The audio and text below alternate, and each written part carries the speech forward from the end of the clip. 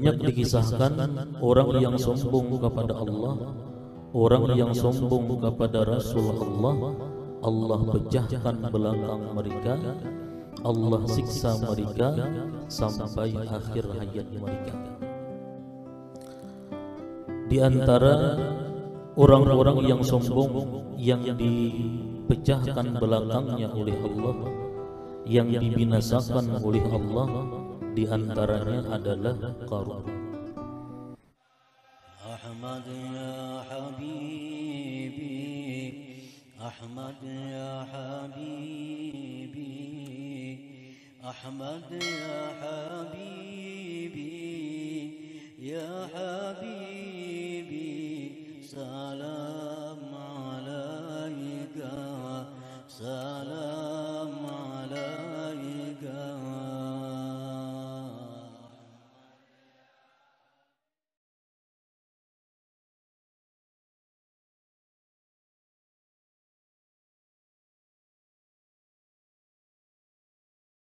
Bismillahirrahmanirrahim. Alhamdulillahi rabbil alamin, wa bihi nasta'in ala umuri dunya waddin, wassalatu wassalamu ala asyrafil anbiya'i wal mursalin, sayyidina wa maulana Muhammadin wa ala alihi wa sahbihi ajma'in. Amma ba'du.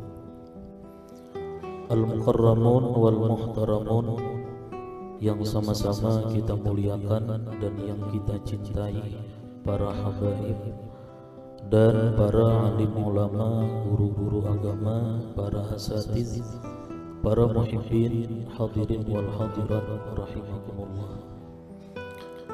Pertama-tama kita panjatkan puji dan syukur kehadirat Allah Subhanahu wa ta'ala, yang mana dengan limpahan taufik dan hidayah serta inayahnya, pada malam ini, di malam tahun baru Masehi ini, kita dikumpulkan Allah di tempat yang mulia, di majelis yang penuh berkah dan rahmat ini. Kemudian salawat dan salam tak lupa kita haturkan keharibaan junjungan kita Nabi besar Muhammad sallallahu alaihi wasallam dan seluruh keluarga, para sahabat, zuriat dan pengikut beliau ila yaumil qiyamah. Para muhibbin rahimakumullah. Kemudian mengenal nama Allah Al-Muntaqim. Al-Muntaqim adalah nama Allah yang ke-81. Al-Muntaqim artinya yang maha menyiksa. Jadi Al-Muntaqim biasa diartikan yang maha menyiksa.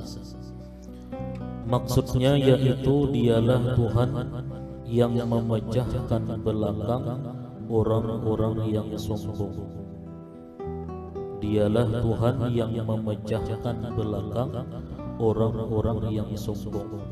Maksudnya Allah menyiksa orang-orang yang sombong kepada Allah, orang yang sombong kepada Rasul Allah.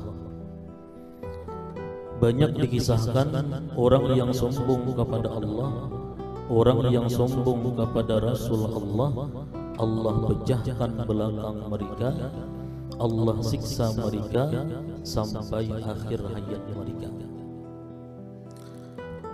Di antara orang-orang yang sombong yang dipecahkan belakangnya oleh Allah, yang dibinasakan oleh Allah, di antaranya adalah Qarun. Nah, Qarun ini seorang yang kaya raya di zaman Nabi Musa alaihissalam. Karena Qarun ini mempunyai harta yang sangat banyak, mempunyai kekayaan yang melimpah. Nah, sehingga Qarun ini sombong kepada Allah, Qarun sombong kepada Rasul Allah. Nah, Qarun kadahakun mengeluarkan zakat ketika disuruh berzakat oleh Nabi Musa alaihissalam. Nah, Qarun menganggap bahwa harta kekayaan yang dimilikinya adalah hasil dari usahanya, hasil dari kepintarannya. Di dalam tafsir At-Tabari dijelaskan bagaimana gambaran kekayaan yang dimiliki oleh Qarun. Di dalam tafsir At-Tabari itu disebutkan bahwa untuk memikul kunci gudang kekayaan Qarun itu diperlukan 60 bagal. Bagal itu binatang hasil peranakan daripada kuda dan keledai. Kuda dikawinkan lawan keledai, anaknya bagal. Jadi untuk mengangkut kunci gudang harta kekayaan Qarun itu diperlukan 60 bagal untuk membawanya. Dan satu kunci gudang itu besarnya seperti jari, kayak telunjuk.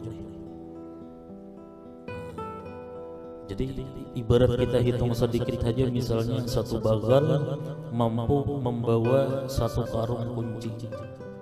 Nah kira-kira sakarung baris itu muat berapa kunci? Kira-kira kuncinya kayak telunjuk, bisa lebih 200 kunci mungkin. Nah kali 60, berapa gudang harta kekayaan yang dimiliki oleh Qarun. Nah karena Qarun ini sombong kepada Allah, Qarun sombong kepada Rasul Allah, kadahapun melaksanakan perintah Allah, nah Allah siksa Qarun, Allah binasakan Qarun dengan ditelan oleh bumi.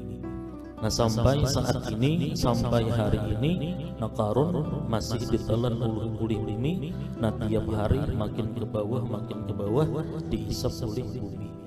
Nah ini contoh orang yang sombong yang Allah binasakan. Nah contohnya lagi seperti Namrud. Namrud ini seorang raja yang sombong kepada Allah, sombong kepada Rasul Allah, kada mau beriman. Nah Allah membinasakan Namrud ini bukan mati dalam peperangan, kada. Nah Allah membinasakan Namrud ini dengan cara yang kada wajar. Nah Allah kirim nyamuk kepada Namrud, lalu nyamuk tadi masuk lewat hidung Namrud, nah kemudian masuk ke otak Namrud. Nah sehingga saking sakitnya Namrud ini akibat nyamuk tadi dalam otak, nah kelakuan keadaan Namrud ini seperti orang yang kada waras. Nah setiap hari Namrud itu memukul kepalanya seorang dengan tumpul, saking kesakitannya. Beberapa tahun itu berlangsung, nah sampai Namrud tadi mati. Jadi dialah Tuhan yang memecahkan belakang orang-orang yang sombong. Maksudnya Allah menyiksa orang-orang yang sombong kepada Allah, orang-orang yang sombong kepada Rasul Allah, dan menyiksa orang-orang yang berdosa dan mengeraskan siksaannya atas mereka-mereka yang menyesatkan orang lain. Yang demikian itu sesudah dia berikan peringatan dan dia berikan tipu beberapa kali.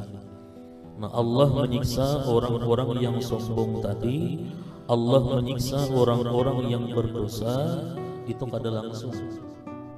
Nah sesudah Allah beri peringatan dan Allah beri tipu beberapa kali. Nah karena mereka kada mengindahkan peringatan tadi, nah hanya disisa oleh Allah Subhanahu wa Ta'ala. Sehubungan dengan nama Allah ini, firman Allah dalam Al-Quran, wa man azlamu mimman zukkira bi ayati rabbih summa a'rada anha inna minal mujrimina muntakimun. Siapakah yang lebih zalim? Maksudnya tidak ada seseorang yang lebih zalim daripada orang-orang yang telah diperingati dengan ayat-ayat Tuhannya, kemudian ia berpaling dari ayat-ayat Tuhan itu. Sesungguhnya kami menyiksa orang-orang yang berdosa. Allah Subhanahu wa Ta'ala Maha menyiksa, namun dia menyiksa akan orang-orang yang berbuat kejahatan atau dosa sesudah dia berikan peringatan dan tipu beberapa kali. sebagaimana difirmankan oleh Allah Subhanahu wa taala, awala yarawna annahum yuftanuna fi kulli 'amin marratan aw marratain summa la yatubuna wa lahum yazakkarun. Adakah mereka tidak berpikir bahwa mereka itu telah diberikan ujian dalam setiap tahun itu sekali atau dua kali? Dalam setahun itu terjadi berapa kali banjir? Dalam setahun itu berapa kali terjadi gempa bumi? Nah, kemudian mereka tidak bertobat dan tidak menjadikannya sebagai peringatan. Mereka menganggap itu bukan peringatan daripada Allah. Oh, banjir ini hanya fenomena alam misalnya, atau gempa bumi ini hanya fenomena alam. Nah, mereka kadang menganggap itu sebagai peringatan dari Allah untuk hari-hari yang akan datang. Nah, sehingga mereka yang berpaling dari peringatan-peringatan itu, itulah yang mendapatkan nama Allah Al-Muntakim, yang Maha Menyiksa. Di akhirat nanti tempat ta'alluq atau hubungan nama Allah Al-Muntakim ini adalah neraka.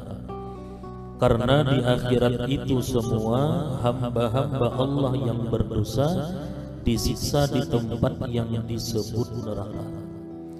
Ulama mengutip dalam satu hadis bahwasanya neraka itu ada 7 lapis. Yang pertama disebut neraka Jahannam.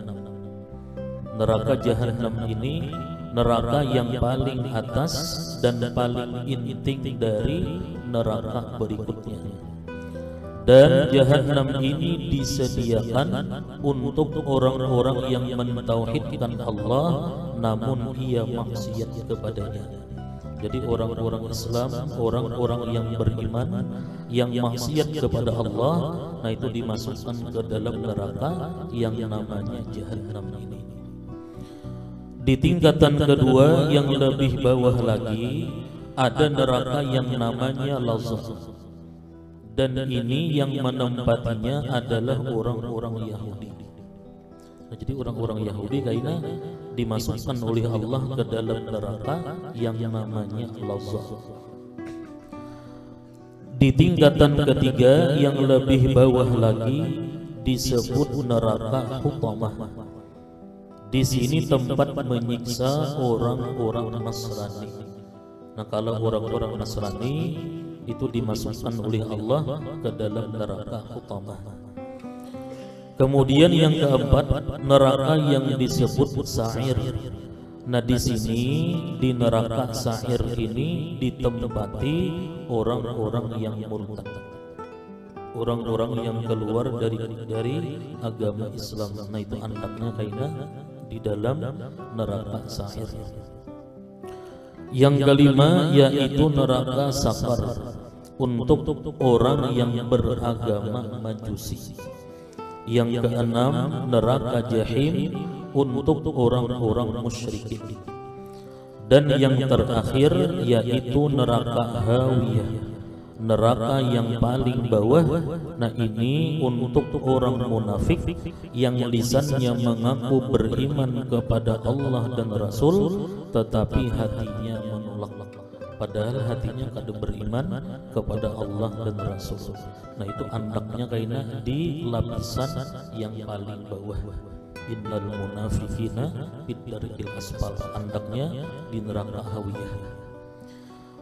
Untuk orang-orang Islam yang mereka maksiat kepada Allah dan tidak tobat serta tidak mendapatkan ampunan Allah, di akhirat kelak mereka menempati neraka Jahannam. Nah, jadi orang-orang Islam yang kalah amal kebaikannya, yang menang maksiatnya, itu kaidah dimasukkan Allah ke dalam neraka Jahannam ini.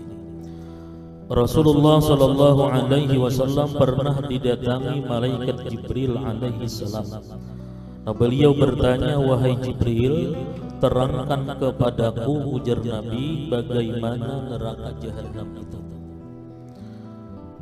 Neraka jahanam itu tempat di mana nantinya umatku yang durjana akan disiksa di situ. Nah, malaikat Jibril menjelaskan dengan panjang lebar dan ringkasnya, yaitu ujar malaikat Jibril, jahanam itu adalah neraka yang dinyalakan Allah selama 1000 tahun sehingga apinya menjadi putih. Ditambah lagi selama 1000 tahun, nah apinya menjadi merah. Ditambah lagi 1000 tahun, bacaannya itu 1000. Ditambah lagi 1000 tahun, nah jahanam menjadi hitam gelap, percikan apinya tidak menimbulkan cahaya. Ada sebuah lagi kita melihat api yang warnanya hitam. Nah, jadi jahanam itu 1000 tahun yang pertama apinya menjadi putih, ditambah 1000 tahun yang kedua dinyalakan apinya menjadi merah, nah ditambah lagi 1000 tahun yang ketiga, nah jahanam itu apinya hitam gelap, percikan apinya tidak menimbulkan cahaya. Kemudian kata Jibril alaihi salam, wahai Muhammad, andaikan sebesar lubang jarum dibuka dan ia berhembus ke dunia, niscaya mati seluruh makhluk yang ada di dunia ini. Seandainya neraka jahanam itu dibuka sebesar lubang jarum, nah berhembus ke dunia, maka seluruh makhluk yang ada di dunia ini mati. Dan Jibril, dan andaikan satu mata rantai daripada mata rantai dalam jahanam diletakkan pada gunung yang paling kuat di dalam dunia ini, niscaya gunung itu akan runtuh hancur sampai ke bumi yang ketujuh. Nah, mendengar yang demikian, Nabi Muhammad sallallahu alaihi wasallam berkata, ujar Nabi, hasbi hasbi ya Jibril, artinya cukup cukup wahai Jibril tentang kisah jahanam. Cukup ya Nabi. Nah, jahanam itu tempat di mana di dalamnya ada bermacam-macam tempat untuk menyiksa yang sesuai dengan kesalahannya. Orang yang ada sembahyang di sini tempatnya ini siksaannya. Orang yang berzina, orang yang makan riba, ini siksaannya. Nah, siksaannya pun bermacam-macam. Dan dalam jahanam itu tidak dikenal istilah mati. Kada lagi istilah mati, kada ada kematian lagi. Nah, karena matinya sudah dimatikan oleh Allah atau tidak ada. Nah, sehingga bagaimanapun siksa bagi orang yang berdosa, ia mampu menyandangnya. Jadi terus-terusan sakit. Amunnya mati, nanti sakit. Ini kada mau mati. Jadi berlewasan sakit. Nah, kemudian beberapa contoh siksa jahanam. Nah, di sini disebutkan ada 5 kelompok manusia yang disiksa di dalam neraka jahanam sesuai dengan kesalahannya. Pertama, Rasulullah sallallahu alaihi wasallam bersabda yang artinya, aku melihat manusia-manusia yang digantung dalam neraka. Tanya Nabi Muhammad sallallahu alaihi wasallam, wahai Jibril, siapa mereka? Nah, Jibril menjawab, ujar Jibril, itulah hukuman orang-orang yang semasa hidupnya durhaka kepada orang tuanya. Nah, jadi orang-orang yang semasa hidupnya durhaka kepada orang tuanya, mati kada sempat tobat, nah itu kaitannya disiksa dalam neraka jahanam, digantung. Dalam hadis lain dikatakan yang artinya apabila dikubur orang-orang yang durhaka kepada orang tuanya langsung dihimpit oleh kubur sampai terselisih tulang selangkanya. Nah, ini Allah menyiksa orang yang durhaka macam itu, dihimpit oleh kubur, nah sampai terselisih tulang selangkanya. Nah, kedua, ada manusia-manusia yang perutnya besar, dari luar kelihatan, dalam perutnya ada ular dan ada kepala. Jadi kelihatan dalam perutnya ada ular dan ada kala. Tanya Nabi Muhammad sallallahu alaihi wasallam, siapa mereka itu? Nah, jawab Jibril, mereka itu orang-orang yang dalam dunia memakan harta riba. Nah, jadi orang-orang yang memakan harta riba disiksa dalam neraka jahanam, dalam perutnya ada ular dan ada kala. Nah, berapa lama mereka tadi disiksa dalam neraka jahanam tergantung syafaat Rasulullah sallallahu alaihi wasallam, tergantung syafaat Nabi. Nah, kalau orang itu mungkin dalam dunia banyak salawat kepada Nabi, lakas dikeluarkan dari neraka jahanam. Kalau itu orang kada banyak bersalawat, bisa lakas. Nah, jadi berapa lama disiksa orang yang beriman dalam neraka jahanam itu tergantung syafaat Nabi kita sallallahu alaihi wasallam. Nah, ketiga, bahwa dalam jahanam itu ada jurang namanya Jubbul Huzun. Dalam jurang itu berbagai binatang buas terkumpul. Ibarat kita tuh kebun binatangnya di sini. Jubbul Huzun. Nah, semua binatang buas tadi tercipta dari api. Tanya Nabi Muhammad sallallahu alaihi wasallam, wahai Jibril, jurang apa ini? Nah, jawab Jibril alaihi salam, ini Jubbul Huzun, disediakan Allah untuk mereka yang suka berzina. Nah, kemudian yang keempat, di dalam jahanam itu ada orang-orang yang dipaksa minum perahan nanah dan darah ahli neraka. Nah, mereka itu orang-orang yang suka minum minuman keras dalam dunia. Nah, orang yang ketujuh minum minuman yang memabukkan dalam dunia itu kaina amun yang kada tobat dimasukkan Allah ke dalam neraka jahanam.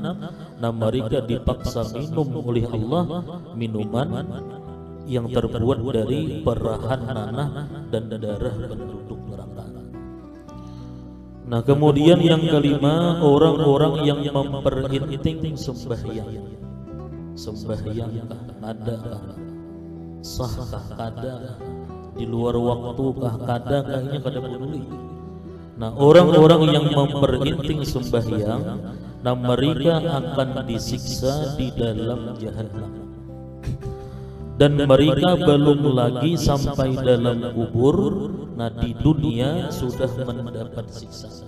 Beluman lagi masuk kubur. Nah, di dunia sudah mendapat siksa. Dan siksa di dunia itu yang pertama dicabut berkah pada umurnya. Nah, jadi orang yang memperinting sembahyang itu berkah umurnya dicabut oleh Allah.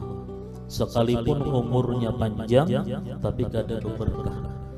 Di mana tandanya umur itu kada berberkah? Ibadahnya kada banyak. Nah, orang itu amal kebaikannya sedikit, padahal panjang umur. Nah, cuman ibadahnya kada banyak. Nah, berarti ini orang umurnya kada berberkah. Nah, kemudian yang kedua, dihapus tanda-tanda kesalihan di mukanya. Nah, kalau orang-orang yang diberikan Allah kasyaf, nah mereka tahu orang-orang yang memperinting sembahyang itu ketahuan di muhanya tanda-tanda kesalihan itu kada ada. Nah, kemudian yang ketiga, tiap-tiap amal yang ia lakukan ditolak oleh Allah. Nah, ini siksaannya. Orang yang kada memperhatikan sembahyangnya, nah sembahyang kah kada kah, sembahyang itu dalam waktu kah taqadha, ini kada peduli. Nah, itu amal ibadahnya ditolak oleh Allah Subhanahu wa taala. Kemudian yang keempat, doanya tidak didengar oleh Allah.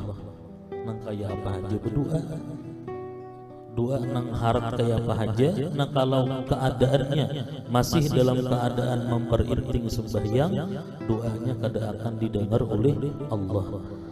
Yang kelima, ia tidak termasuk dalam doanya orang-orang saleh, kada terbuat. Orang-orang saleh, para aulia-aulia Allah bangun tahajud di tengah malam mendoakan orang-orang muslim. Allahumma ighfir lil muslimin wal muslimat misalnya. Nah, orang yang memperinting sembahyang ini kada terbuat dalam doa orang-orang saleh, kada dibuat Allah. Nah, itu siksaan masih di dunia, belum lagi masuk kubur. Nah, ketika sakaratul maut, siksanya yaitu yang pertama, matinya dalam keadaan terhina atau su'ul khatimah. Yang kedua, matinya dalam keadaan sangat lapar. Yang ketiga, matinya dalam keadaan sangat haus. Dalam kubur lain pulang siksaannya. Dalam kubur, orang yang tidak salat itu siksanya, begitu masuk kubur ia dihimpit kubur dan datang syuja'ul aqra atau ular yang sangat besar untuk melilitnya, serta Allah kirim api neraka ke dalam kuburnya sampai hari berbangkit. Karena dibangkit masih banyak siksa-siksa yang menunggunya. Nah, Allah Subhanahu wa ta'ala jika kita baik, Dia sayang luar biasa. Allah itu amunnya kita baik, amunnya kita patuh taat lawan perintah Allah, Allah tuh sayangnya luar biasa lawan kita. Nah, kalau kita jahat, siksanya pun luar biasa juga. Para muhibbin rahimakumullah. Kemudian apa buah keimanan dengan nama Allah Al-Muntaqim? Nah, selanjutnya karena orang yang beriman dengan nama Allah